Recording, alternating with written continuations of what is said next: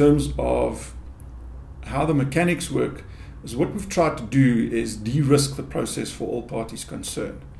So at no point is the willingness to comply with rules greater than just prior to wanting to transact.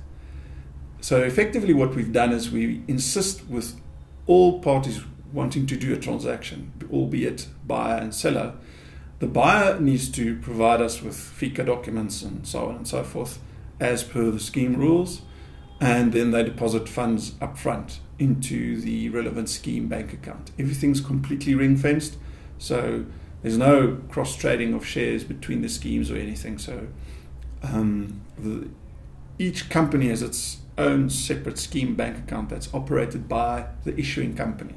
So at no point do we as Equity Express touch the cash.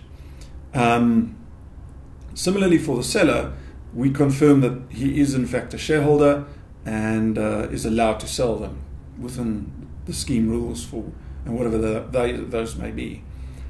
Furthermore, once that process is done, the buyer and seller then load a bid or an offer onto the screen, and you have a very legitimate double, as we call it on the market, where you have a legitimate buyer and a legitimate seller that's able to settle within T+3, trade plus 3 working days is the settlement turnaround time that we offer our clients, and it's worked out very well. So there's virtually no risk that the seller will run away with his shares, because the minute the trade is loaded on the system, you can't short shares or load additional trades at higher levels or whatever the case is, because effectively your shares are ring-fenced and allocated to be transacted.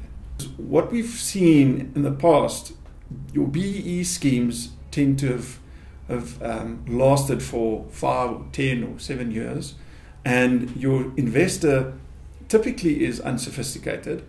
He takes hard-earned savings, invests it in a company. 7 years later, he's allowed to transact, and usually what happens, they take the money and exit and they cash out, leaving the company unempowered, the investor having had a slight return, but not being educated or further improved in terms of understanding how markets and financial services work.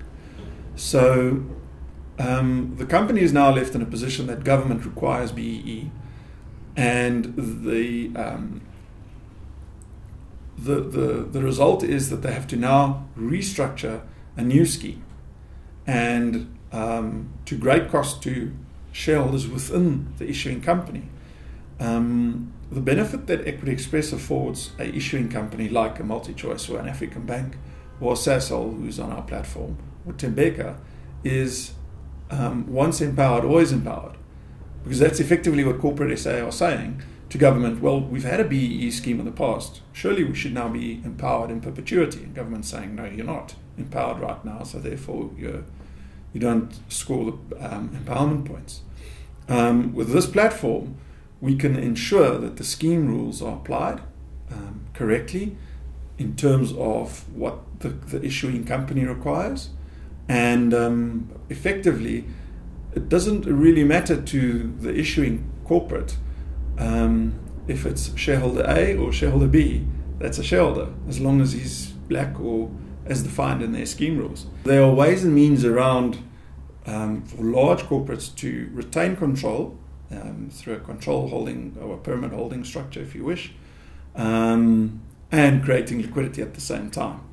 99% of BEE shares are housed in a special purpose vehicle or SPV.